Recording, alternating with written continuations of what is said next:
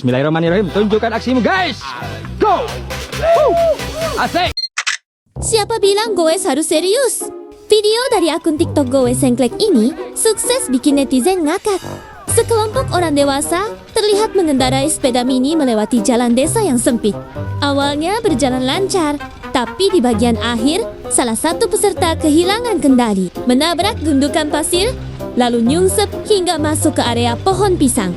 Beruntung tidak ada laporan korban serius. Momen kocak ini pun ramai dibagikan dan mengundang tawa netizen.